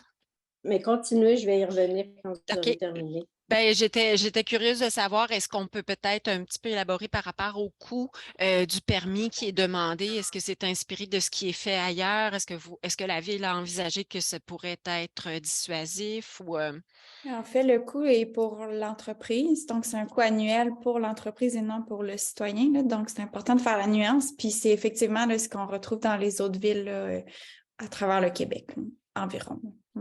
Très Les bien, permis merci. temporaires, c'est gratuit. On propose la gratuité pour les permis temporaires. Très bien. Vous vouliez ajouter quelque chose? Oui, que j'oubliais, c'est que il ne faudrait pas travailler en silo. Il ne faudrait pas que juste la municipalité s'implique à faire des choses quand les terrains de l'hydro sont impactés dans les milieux des villes. Les entrepreneurs, les hôtels, les terrains d'hôtels, le gouvernement sur les autoroutes. Il y a plein de choses qui se passent là au niveau de la végétation. Puis, il faudrait que tout le monde participe en même temps. Et non un à la fois, mais ça ne réglera rien un à la fois. Parfait. On note votre En tout cas, c'est commentaire. une suggestion là, qu'on a. C'est parfait. Ben, merci beaucoup. Merci, Mme Boulanger. On pourrait passer à un troisième sous-groupe. On va changer un peu de discours. On va aller voir un groupe qui était plutôt composé d'entrepreneurs. Donc, du côté de Marie, je crois que Oui. votre porte-parole était M. Casey. Oui, c'est ça. Donc, Monsieur Philippe Kessy, est-ce que vous êtes prêt? Oui, bien, Vous m'entendez-vous? êtes toujours là? Oui, on vous entend. Parfait. Parfait. Bonsoir. Bonsoir. Donc, oui, nous autres, on était plus du côté des entrepreneurs. Mhm. Donc, si je résume un peu les choses qui ont été dites, bien, on a parlé d'un règlement qui est très difficile à accepter pour nous. On parlait de, tu sais, même aller jusqu'à tuer nos entreprises dans le sens où ça va être difficile de procurer des résultats pour nos clients avec le peu de solutions qui restent.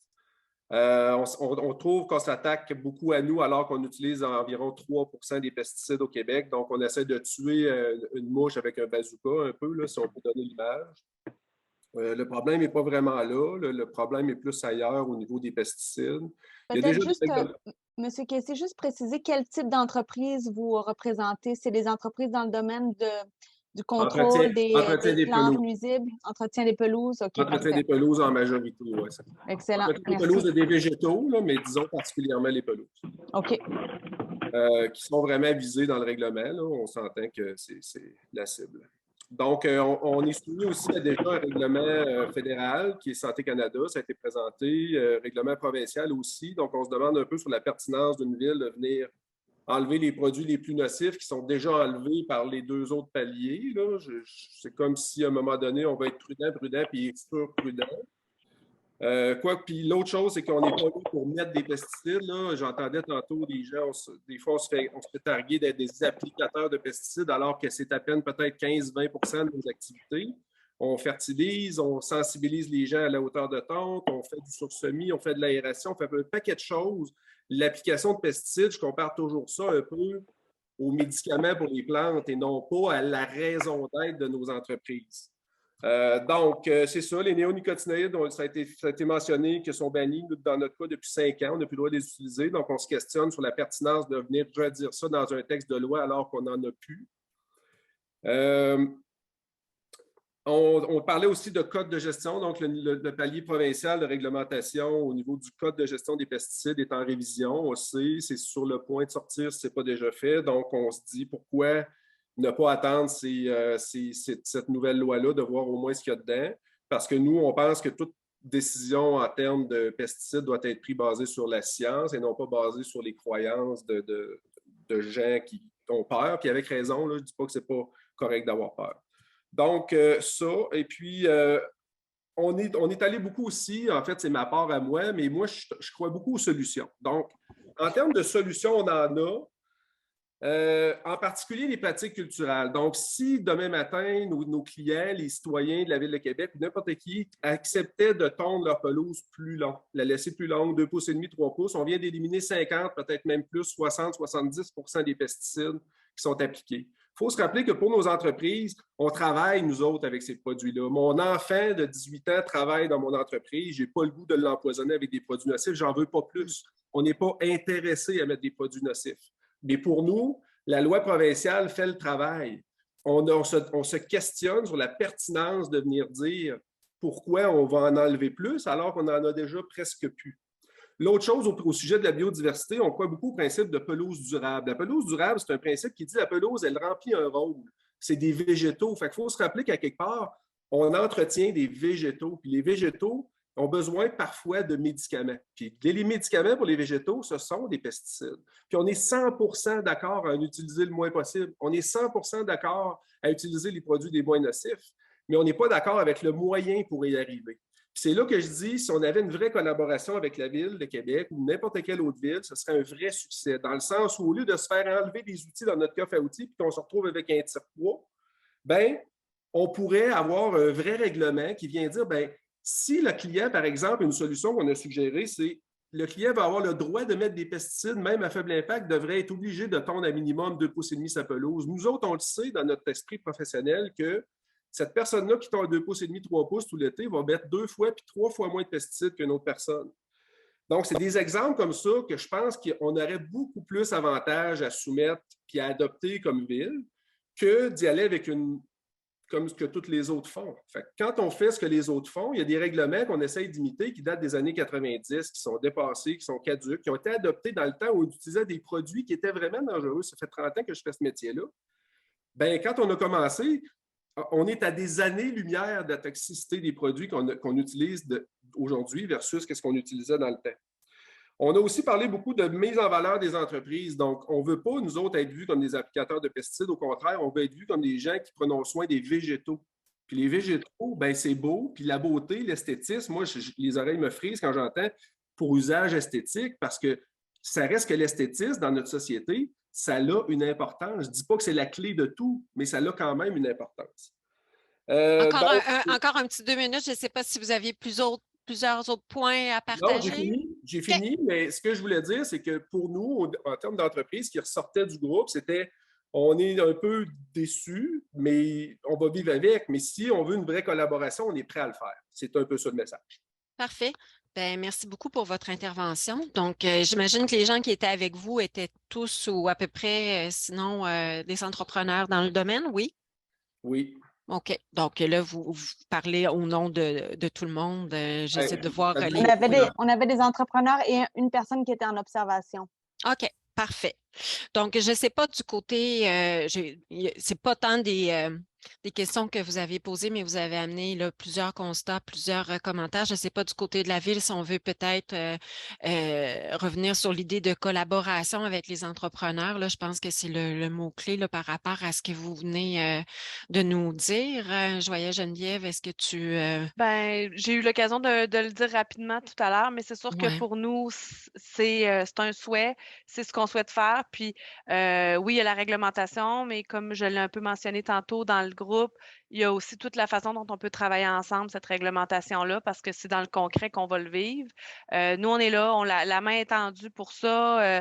On va avoir des occasions d'échanges privilégiés ensemble pour expliquer, voir comment on l'applique, comment on va mettre en place les mécanismes. Puis ça, pour nous, c'est très, très, très important. Puis on vous perçoit, on perçoit vraiment les entreprises comme des alliés, non pas comme des ennemis. Là. On veut vraiment travailler ça ensemble. On est très conscient du changement que ça implique, des enjeux, puis des étapes qu'on va avoir à franchir. Mais on va être là, puis la porte va être grande ouverte là, pour pouvoir travailler ça ensemble. J'ajouterais même que les entreprises peuvent faire partie de la solution. Là. Monsieur Kessé, vous l'avez bien démontré que les pesticides, ça ne représente pas une grande partie de votre entreprise, puis vous faites déjà d'autres pratiques alternatives, puis c'est ça qu'on veut mettre de l'avant, nous aussi. Donc, je pense que de cette façon-là, vous pouvez même être des ambassadeurs de gestion plus durable des pelouses, puis les pesticides vont demeurer un outil lorsqu'il y a des situations qui demandent leur utilisation.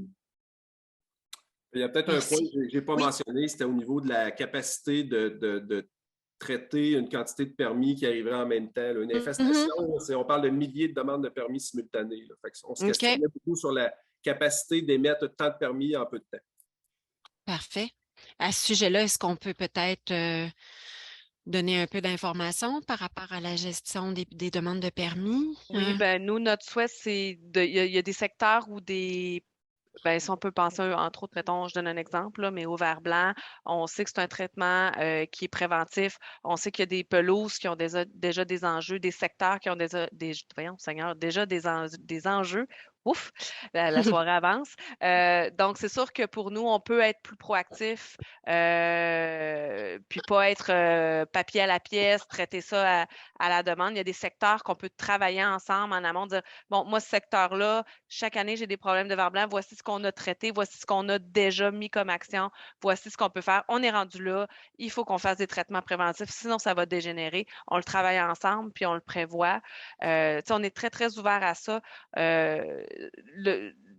Le papier a l'air de bureaucratie, mais on ne veut pas de la bureaucratie pour de la bureaucratie. Il y a des règles à respecter, on met des choses en place, mais je pense qu'on peut le faire aussi de façon proactive puis efficace.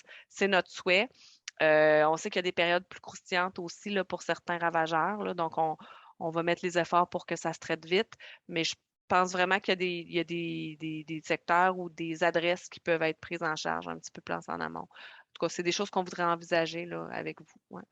J'ajouterais peut-être à propos du code de gestion, là, le projet de règlement pour modifier le code de gestion, puis le règlement sur les permis et les certificats est sorti hier là, dans la Gazette officielle du Québec. Puis nous, on avait eu des bonnes collaborations, des échanges avec le ministère de l'Environnement. Donc, c'est sûr qu'on veut s'arrimer avec le ministère à ce niveau-là. Puis on est content des modifications qui vont être apportées au code de gestion. Puis on veut simplement avoir un règlement qu'on va être en mesure de nous appliquer sur notre territoire, puis venir s'arrimer à notre réalité vraiment là, concrète sur le territoire de la ville. Là.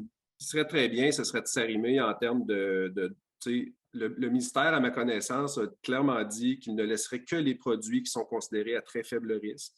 Donc, moi, je considérerais raisonnable qu'une ville comme Québec adhère à la définition d'un faible risque que le ministère adopte. Pour moi, ce serait comme logique, parce qu'on est d'accord avec les travaux du ministère, on se fie à leur expertise, ça fait des années, là, on travaille dans ce contexte-là, puis on est habitué de le faire. Ça a aussi le grand avantage qu'une loi provinciale est uniforme. On n'a pas besoin de convaincre d'autres villes de faire comme nous autres ou de faire un peu différent, parce que pour un entrepreneur qui travaille à Lévis, à l'ancienne Narette ou à Québec, appliquer 3 règlements différents, bien, ça devient très compliqué. Tout à fait. Puis c'est pour ça je pense qu'on est sur la même lignée pour ça. Là. On veut s'arrimer, puis les pesticides qui vont être permis et interdits, on va beaucoup se fier à ce que le ministère le fait, puis on ne veut pas se substituer avec le ministère. Leur démarche est intéressante, puis on est vraiment d'accord avec ce qui est fait de leur côté. Dans ce contexte-là, vous pouvez compter, en tout cas pour ma part, sur mon entière collaboration, c'est sûr. Puis c'est vraiment une démarche qu'on a voulu. Il y a eu des démarches qui ont été faites auprès du ministère pour leur dire qu'on s'en allait avec ça, mais on s'attendait à s'arrimer avec leur réglementation. Il y a même eu une résolution qui a été déposée au Conseil de ville pour venir mettre de la pression sur, encourager fortement le ministère à aller de l'avant. On veut faire référence à ce qui existe déjà. Il y a des spécialistes pour ça. Une ville, une municipalité, ce n'est pas des spécialistes des pesticides nécessairement. Donc, cette liste-là sera une référence. On veut faire référence à ce qui existe. Puis uniformiser, je comprends le message d'uniformiser votre pratique, puis pas avoir à traverser une rue puis changer complètement la méthode. Ça, je le comprends très bien. Puis c'est pour ça que nous, on souhaitait une uniformité au niveau provincial qui n'était pas là jusqu'à aujourd'hui, ce qu'on va voir poindre, mais je pense que notre objectif, c'est commun. Je pense que la Ville de Québec, avec le nouveau code en adhérant aux mesures, je pense que c'est une belle opportunité d'être un précurseur et d'être un leader en la matière. Moi, j'y crois. Merci. Merci à vous. Merci d'avoir été le porte-parole. Merci, madame, pour les réponses. On va poursuivre. Il nous reste 2 sous-groupes, donc des gens sûrement impatients de nous faire part de ce qui s'est dit dans leur sous-groupe. Si on va du côté d'Ernesto, je crois que c'était madame Hélène Bouchard qui était votre porte-parole. Exactement, oui. Oui, puis oui, c'est là. Merci madame beaucoup. Bouchard. Alors, bonjour. Oui, Hélène Bouchard, je suis la présidente de l'Association québécoise de la gestion parasitaire à QGP. Pour notre groupe, il y avait autour des écrans. Donc, agronome, horticulture, agriculteur et une dame, là, donc je m'excuse, je ne me souviens pas, mais je sais qu'elle était là, niveau écologique. Donc, je crois que le groupe a accueilli favorablement, là, si on veut, là, certains points mis de l'avant par la Ville. Surtout la liste blanche là, qui avait été accueillie favorablement. Également, il a été mentionné que les entreprises en horticulture veulent travailler avec la Ville de Québec. Et pour ma part, en tant que présidente de l'Association québécoise de la gestion parasitaire également, nous tendons la main à la Ville de Québec en ce qui a trait à la gestion parasitaire, de pouvoir vous aider. Il a été aussi mentionné quels sont les critères d'évaluation pour une entreprise, donc afin d'avoir le permis d'enregistrement, quels moyens la Ville va prendre, quels sont ses critères de sélection si on veut. Également, bon, ça a été dit déjà, mais on croit sincèrement que la Ville devrait s'arrimer avec le Code de gestion des pesticides qui a été mis en ligne hier. Et donc, ça, c'est revenu à plusieurs reprises dans nos échanges. Maintenant aussi, la vente de glyphosate, pardonnez-moi, la Ville devrait interdire, dans le fond, la vente de glyphosate. Ensuite, l'arrimage entre le code, encore une fois, là, qui est sorti hier. Maintenant, ici, on a... ah oui, que la Ville ne coupe pas le gazon trop court. Donc, ça, c'était quelque chose qui nous avait été mentionné là, lorsque la Ville fait ses travaux eux-mêmes pour la Ville, que la coupe de gazon ne soit pas trop court. On a également l'agriculteur, pardonnez-moi, qui mentionnait que les pesticides étaient aberrants sur les gazons. Donc, pour lui, l'utilisation de pesticides ne devrait pas se faire sur des gazons. Nous avions également comme commentaire comment faire pour le contrôle, comment faire pour contrôler l'achat des pesticides sur l'Internet. On sait que la Ville de Québec voulait faire un certain contrôle ou demander un permis lorsque le citoyen se rend dans les magasins de grande surface pour acheter un pesticide. Alors, c'était comment la Ville va faire pour pouvoir contrôler ça. Également, ah oui, la gestion d'application des pesticides une entreprise devrait fournir aux citoyens, si on veut, un registre d'application qui a été fait. Lorsque ça s'est venu sur le sujet, j'ai mentionné que les techniciens en gestion parasitaire ou les entreprises étaient régis par le code provincial. Donc, la gestion parasitaire est obligée de le faire, pas juste sur la facture, mais bien avec un rapport de service. Et également, on avait la liste blanche devrait s'arrimer, encore une fois, avec le code de gestion des pesticides également, parce que tout a bien changé, là.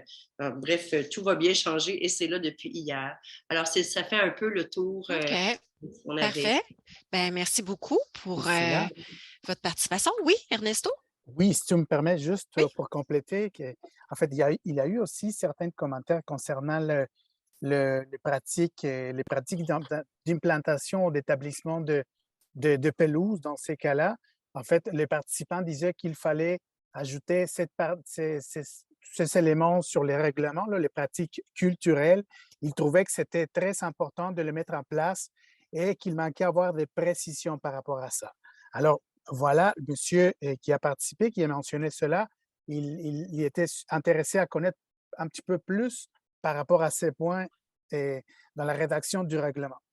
Et aussi, effectivement, il y avait un représentant d'un organisme qui avait élaboré un sondage pour connaître le nombre de personnes ou le pourcentage de personnes qui achetaient en ligne les produits.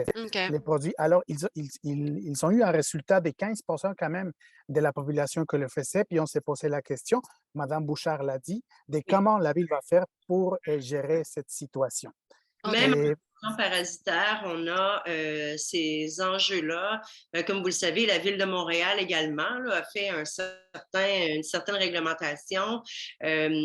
C'est connu que les gens achètent là, des pesticides, même les pesticides venant des États-Unis, là, qui sont bannis ici ou que seulement les professionnels de la gestion parasitaire peuvent utiliser et que les gens peuvent se les faire venir par Internet.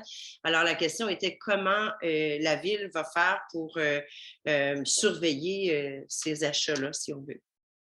Parfait. Ben, c'est une question là, à laquelle on pourrait peut-être répondre par rapport à l'achat sur Internet. Est-ce que la Ville a réfléchi à comment est-ce qu'on pourrait essayer de gérer tout ça? Oui, ben, je peux peut-être me lancer. C'est sûr que la ville a des pouvoirs qui se limitent à la limite de son territoire. Fait que ça, c'est sûr que c'est notre carré de sable. Donc, on est très conscient qu'il y a des achats en ligne. On est très conscient qu'il y a des municipalités. Des fois, il y a des voisins qui habitent dans une municipalité, puis l'autre côté de la rue, c'est une autre municipalité. C'est tous des éléments qu'on a regardés. Notre réglementation s'applique sur notre territoire, mais on a quand même mis quelques dispositions ou quelques axes d'intervention qui sont proposés, visent aussi à pouvoir venir un peu rattraper ça, entre autres la possession puis l'entreposage de produits plus domestiques là, dans les résidences. Donc, c'est sûr que ça, si c'est un produit interdit, on va pouvoir rattraper certaines utilisations. L'utilisation, ça, c'est clair, là, donc ils ne pourront pas les utiliser. Donc, si on les observe qui utilisent ça, mais c'est en plus qu'ils ont une bouteille de produits interdits chez eux, on va pouvoir intervenir à ce niveau-là aussi. Donc, c'est un effet dissuasif, c'est un effet de contrôle aussi. C'est pas parfait, là. On en est très conscient. Ça n'empêche pas les gens de les acheter, mais on a quand même l'utilisation qui peut être contrôlée et la possession. Fait que ça, c'est des mécanismes qu'on a. J'ajouterais qu'il y a déjà des démarches qui ont été faites auprès des municipalités voisines pour voir leur intérêt. Il y a beaucoup d'ouverture, tenter d'avoir des réglementations qui sont uniformes aussi le plus possible pour faciliter la cohérence puis la compréhension des citoyens de nos différentes municipalités. Donc ça, c'est des démarches qui sont déjà en train de se faire là, par notre administration, par nos élus aussi. Donc ça va peut-être venir aussi simplifier ce volet-là, mais pour la CMQ, pour notre territoire. Puis oui, pour le Code de gestion des pesticides, s'il répond puis que les gens y réfèrent, s'il répond aux besoins des municipalités puis que les gens y réfèrent, c'est sûr que ça va permettre vraiment une belle uniformité de la réglementation dans les différentes municipalités. Fait que ça aussi, ça va aider. Mais là, bon, ça, il y a un grand inconnu. J'ai commencé à l'éplucher, mais bon, c'était sorti hier, donc je vais me laisser quelques jours encore. Voilà, fait que ça pourrait répondre en partie. Je ne sais pas si Florence peut rajouter autre chose. Puis, moi, je vous arrête. Hein, ça serait le fun d'avoir beaucoup, beaucoup de temps pour élaborer. Oui, mais je sais qu'il y en a marre. Oui, puis là, il reste des gens qui attendent pour parler. Mais j'étais peut-être répondre à la première question concernant les critères d'évaluation pour l'attribution des permis. Est-ce que c'est possible de revenir un peu sur la question des permis? Oui, les gros morceaux, là, ça va être vraiment s'assurer que les permis et les certificats sont conformes, requis par le Code de gestion des pesticides sont conformes. Donc, les employés ont bien que tous les employés sont conformes. Il va y avoir des assurances responsabilités aussi, là, qu'on va s'assurer que que les entreprises aient leurs assurances responsabilités. Les camions lettrés. Ça va être une condition aussi d'avoir des camions lettrés ou facilement identifiables pour être capable d'intervenir sur le terrain. C'est les gros morceaux. Et sur l'enregistrement, le certificat d'enregistrement de la ville après ça, là, qui va être à conserver. Okay. Très bien. Puis, Ernesto, peux-tu je m'excuse, j'ai mal saisi la question, ton intervention. Tu me disais, là, il y avait un participant qui aurait aimé connaître plus.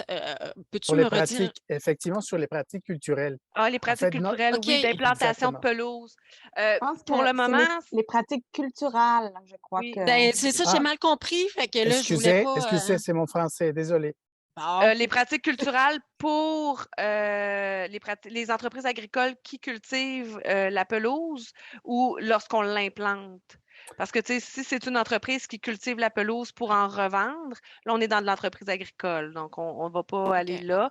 Par contre, au niveau de l'implantation d'une nouvelle pelouse sur une résidence, on est en train d'explorer d'autres mesures comme de la bonne terre sous le gazon, pas dérouler de la tourbe sur du sable. Tu sais, il y a des choses comme ça qu'on est en train de regarder. Ça risque de pas se retrouver dans le règlement sur les pesticides, mais plus dans d'autres règlements ou dans d'autres initiatives de la ville. Donc, on est plus à ce niveau-là. Parfait. Mais c'est Merci des choses beaucoup. qu'on explore, oui. Mais c'était mignon, Ernesto, écoute, les pratiques culturelles. Moi, je trouvais que ça t'allait très bien en plus. OK. C'est beau. Merci. Merci beaucoup, Madame Bouchard. Bouchard, oui. Oui, alors voilà, on serait rendu à notre dernier sous-groupe. Camille Esther, et je cherche le nom de la personne qui s'est portée porte-parole. Oui. Oui, bonsoir, bonsoir. Merci beaucoup à mon groupe qui a été un échange extraordinaire. Monsieur Gosselin, est-ce que vous êtes toujours là, Monsieur Gosselin, qui est notre porte-parole? Bonsoir. Oui, bonsoir.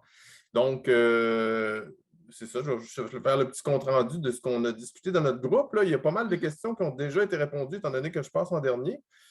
Mais globalement, dans notre groupe, les gens trouvaient que le nouveau règlement, c'était un pas dans la bonne direction. On avait, par exemple, quelqu'un qui venait de Québec sans pesticides, qui se demandait si on ne pouvait pas aller plus loin, comme carrément interdire la vente des pesticides. Ensuite de ça, on a eu des interrogations par rapport aux insectes nuisibles, là, comme par exemple la fourmi charpentière et puis ces choses-là. Puis les gens se demandaient aussi, il y avait une citoyenne qui se demandait, elle a fait affaire, par exemple, avec une entreprise, puis ils viennent chez eux, puis elle dit, on utilise comme des pesticides en prévention pour des traitements. Il y a des traitements qui se font en prévention pour les vers blancs. Puis si on arrête ça, est-ce qu'on ne risque pas d'augmenter les infestations et de devoir utiliser quelque chose de plus puissant après? Bon, ça, je ne sais pas. Et puis, il y avait toute la fameuse question reliée à ça en même temps, la question des permis. Comment on fait pour obtenir un permis? Qu'est-ce qu'il justifie? Où est-ce qu'on l'obtient? C'est quoi le délai? Il y avait ces questions-là qui étaient revenues. Je pense qu'on y a quand même répondu un petit peu. Peut-être là-dessus, on reviendra à la fin de mes énoncés. Oui. Ensuite, il y avait des questions par rapport, les gens se questionnaient aussi par rapport à l'enregistrement des entreprises. Si ça avait l'air de se faire comme d'emblée, puis il y avait des interrogations par rapport à la qualification. Mais là, vous étiez un groupe qui était surtout composé de citoyens? Oui, c'est des citoyens. Oui. Et puis, tu sais, comment faire pour valider que ces entreprises-là font des bonnes pratiques, valider sur le terrain la conformité de leurs pratiques. OK. Il y a autre chose intéressante qu'on a discuté dans notre groupe. On a beaucoup discuté des alternatives puis de l'éducation. Donc, des alternatives au niveau des types de couvre-sol, des pratiques qui pourraient aider les gens, dans le fond, à ne plus avoir à utiliser de pesticides. Donc, au niveau éducation, au niveau un peu devenir, comment je dirais, c'est ça, tu sais, déconstruire un peu la culture du gazon parfait, là, tu sais, c'est un peu ça, là. D'accord. Parfait. Ça faisait le tour. C'est sûr que quand on passe en dernier, bien, il y a plusieurs points qui ont déjà été couverts par ceux qui ont pris la parole avant. Bien... On fait une belle conclusion. Ben oui. C'est une belle conclusion. Fait qu'on avait vraiment une approche auquel les gens étaient ouverts à ça, mais ils veulent plus de précision sur la question des permis et les alternatives. Donc, voilà. Et puis, merci beaucoup, M. Gosselin, pour la prise de parole. Super. Merci beaucoup. Donc, par rapport au traitement en prévention, est-ce qu'on peut donner de l'information? Est-ce qu'effectivement, ça a été pris en considération, le fait que si on n'applique pas de produits en prévention, par la suite, on va se retrouver à devoir appliquer ou à gérer des problématiques plus complexes peut-être? Là, si je me rappelle bien, les discussions portaient surtout sur les insectes, les exterminations. Dans le fond, il y a beaucoup d'exclusions qui vont être d'emblée prévues à la réglementation pour les pour les exterminations, tout ce qui représente un enjeu de santé, de sécurité, d'intégrité des bâtiments, là. Donc, ça ne devrait pas avoir de limitation là, pour ces cas-là qui sont problématiques puis qui pourraient vraiment avoir des conséquences là, importantes.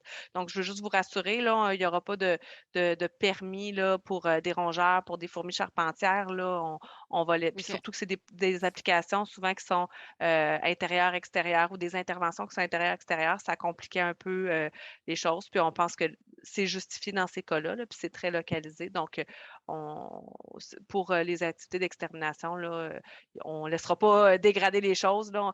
On va laisser les gens pouvoir intervenir. Au niveau de la dératisation, la même chose. Les activités ne vont pas cesser. Il y a des activités de dératisation qui se font aussi dans les réseaux à la ville ou pour contrôler les populations de rongeurs. Souvent, c'est dans des lieux fermés. Ce n'est pas nécessairement des produits qui sont accessibles ou à l'extérieur. C'est localisé, voyons, je cherche mes mots, là, mais c'est pas accessible pour les gens. Là, ils ne peuvent pas s'empoisonner. Donc, c'est sûr que nous, on a ça qui va continuer aussi. Là. Parfait, merci. Par rapport au permis, je ne sais pas si on prend quelques instants là, pour revenir ou peut-être rassurer les gens pour leur dire que ça va être bien expliqué, bien communiqué, tout ça. Là, il semblait y avoir des besoins de précision sur les délais, savoir où aller, si on va pouvoir consulter. J'avais noté l'enregistrement des entreprises, tout ça par rapport au permis. Donc, pour les entreprises qui vont être enregistrées, ils vont être accessibles, les gens vont pouvoir les consulter. C'est sûr que les détails restent attachés, mais ça risque de prendre la forme d'une liste qui va être disponible sur le site Internet et mise à jour là, régulièrement. Donc, on veut que ce soit accessible aux gens là, aisément. Ensuite, au niveau des demandes de permis temporaire, ben là, c'est sûr que les détails vont être à venir. Là. Je ne peux pas vous donner mais tout va être très, très clair, très bien expliqué sur le site Internet et avant, là, quand on va lancer tout ça. Les délais, on veut que ce soit rapide. Je n'ai pas de jours à vous donner là, parce que c'est sûr qu'on va être en rodage, mais on parle de quelques jours. Là, on ne parle pas de plusieurs semaines. Là, on parle de 2, 3, 4 jours selon les cas. Même des fois, ça va être avant les périodes d'application là, qui sont préconisées, lorsqu'on va pouvoir avoir des discussions en amont. Donc, ça, c'est toutes des choses qu'on va travailler dans les prochaines semaines, mais je veux vous rassurer, ça va être facile à comprendre, facile à obtenir, rapide pour l'obtenir aussi lorsque c'est requis. Donc, moi, je pense pas que vous pouvez aller voir ce qui se fait dans d'autres municipalités pour voir un peu les mécanismes qui sont en place. Là, souvent, c'est un mécanisme qui est mis en place par plusieurs villes, là, puis comme par exemple Granby, la ville de Repentigny aussi ont des façons de faire intéressantes, puis on va s'inspirer d'eux. Puis il faut comprendre que ça va être mis en place en 2024. Donc oui, le règlement va être adopté idéalement cette année, mais la mise en place du permis temporaire comme tel, c'est vraiment pour 2024. Donc c'est pour ça qu'encore aujourd'hui, on n'a pas réponse à toutes ces questions-là. Par contre, on est bien conscient que c'est des enjeux qu'il va falloir qu'on soulève. Puis ça va être assez clair sur notre site Internet, là, la page web qui va être créée pour les pesticides pour que vous puissiez bien là, vous retrouver là, dans tout ça. Là. Super. Bien, merci beaucoup. Merci à la porte-parole, au porte-parole du groupe de Camille Esther. Donc, on aurait fait le tour. Dave, je te vois apparaître. Y a-t-il quelque chose de spécial? Non? D'accord. Alors, écoutez, on a fait le tour de nos sous-groupes. On a répondu à plusieurs questions. Certainement qu'on n'aura pas fait le tour de toutes vos questions, mais je vais vous rappeler que vous avez la possibilité d'aller sur le site de la Ville de Québec. Donc, à la même page où vous êtes inscrit pour participer à la rencontre, si vous ne la trouvez plus, il y a un outil de recherche, vous marquez consultation publique, vous allez certainement vous retrouver. Donc, il va y avoir pendant une semaine un formulaire que vous pouvez remplir pour nous acheminer vos commentaires ou nous faire part de suggestions, d'idées pour bonifier là, la réflexion. Et donc, jusqu'au 2 mars, vous pourrez faire cela. Madame Asselin, je vois que vous avez ouvert votre caméra. Oui. Donc, je vois qu'il y a M. Dion aussi qui a levé la main. Oui, M. Dion. Allez-y, ouvrez votre micro. Oui. Bonjour. Bonjour. Moi, c'est moi l'agriculteur de votre soirée. Oh! Je veux noter quelque chose. Je ne croyais pas que j'étais si ignorant que ça, là, avec les commentaires que j'ai entendus. Là. Au départ, je vais vous spécifier quelque chose, c'est que les abeilles, ils ne bitunent pas sur le gazon, ils bitunent sur des fleurs. Et on a plusieurs ruches d'abeilles à la Ville de Québec. Et ils sont 40 plus productifs qu'en champ. C'est pas pour rien, c'est parce qu'ils ont accès à des fleurs sur les parterres des gens. Puis une multitude de fleurs. Alors, déjà là, ils ne sont pas attaqués par les pesticides parce qu'ils ne vont pas aux endroits où c'est qu'il y a des pesticides. Ils sont dans les fleurs des parterres des gens. L'autre chose, les néocotinoïdes au Québec, les producteurs agricoles ici, on n'utilise pas. Il n'y en a pas.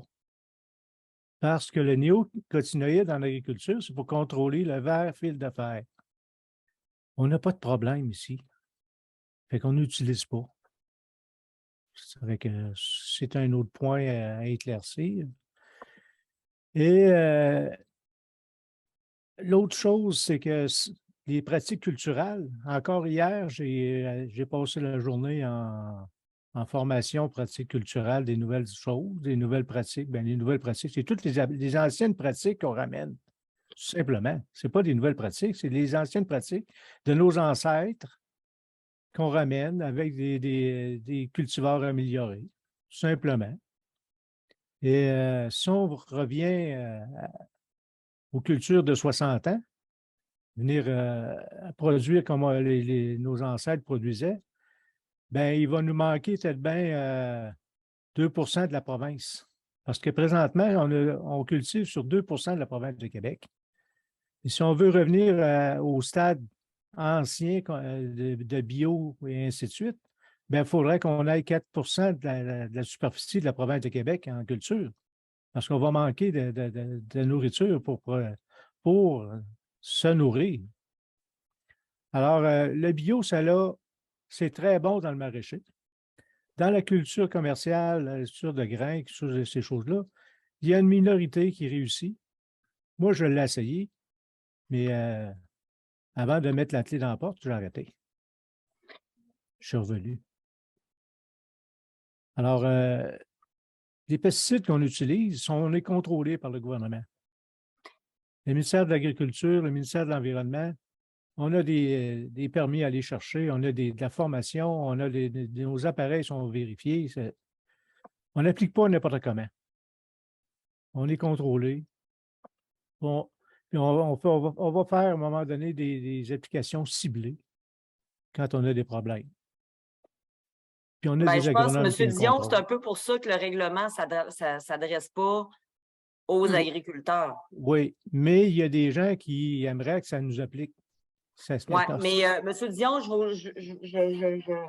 vais être obligée de vous arrêter parce que là, vous étiez dans un sous-groupe. Mais si vous voulez transmettre vos préoccupations d'une autre façon, parce que là, on ne peut pas redonner la parole à tout le monde qui était dans un sous-groupe pour venir renchérir sur le sujet, là, mais je comprends bien votre point, M. Dion, puis c'est pour ça aussi que les agriculteurs ne sont pas visés par le projet de règlement actuellement, là, pour toutes les raisons que vous avez mentionnées. En effet, on est bien conscient des enjeux des agriculteurs, puis c'est pour ça qu'on veut les exclure de notre règlement. On ne veut pas du tout venir jouer dans vos plates-bandes. Puis pour ce qui est des néonicotinoïdes, c'est sûr que maintenant, ils sont moins utilisés parce qu'il y a des justifications en prescription agronomique, mais il faut se rappeler que quand même, en 2015, il y a environ 95% des semences de maïs puis de soya qui étaient enrobées.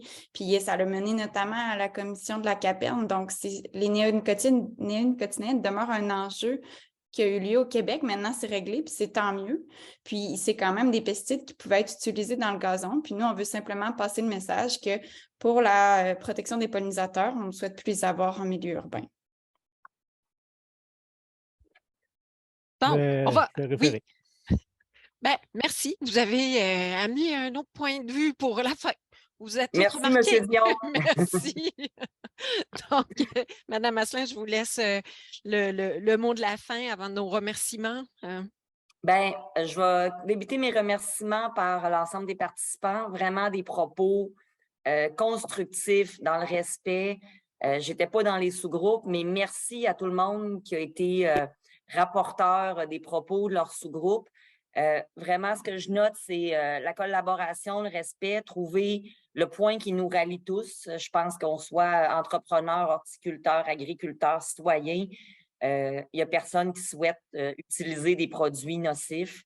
Je pense que tout le monde voit de façon positive à divers degrés l'application de ce règlement-là.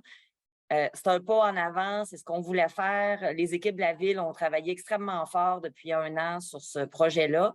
Est-ce qu'il est à peaufiner? Évidemment.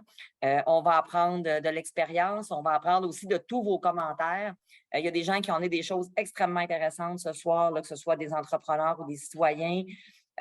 On va repartir avec tout ça dans notre baluchon. Il y a la consultation écrite aussi. Mais vraiment, je tiens à souligner la qualité des réponses aussi de nos intervenants en ville, l'animation de l'interaction citoyenne. Ça fait 2 soirs de suite là, qui sont sur le grill à se faire poser des questions sur leur projet de règlement. Elles l'ont fait avec beaucoup de professionnalisme et de patience. Donc, merci à tout le monde pour le ton respectueux. C'est toujours agréable de faire des consultations publiques dans ce contexte-là. On en a vécu des plus difficiles que d'autres, mais ce soir, vraiment, je souligne votre collaboration à tous. Merci vraiment beaucoup. Merci beaucoup, Mme Asselin. Donc, écoutez, c'est ce qui mettrait fin à la rencontre. De mon côté, bien aussi, je remercie tout le monde. Merci à mes collègues pour l'animation. Merci aux citoyens. Dave, pour ton soutien technique. Mme Asselin, d'avoir été là pour écouter. Puis, ben, je vous rappelle, si vous souhaitez réécouter, vous pourrez le faire. La rencontre sera, l'enregistrement sera là en différé. Sinon, si vous voulez consulter la présentation ou participer à la consultation écrite. Donc, sur ce, je vous remercie et je vous souhaite une excellente fin de soirée. Merci. Merci tout le monde.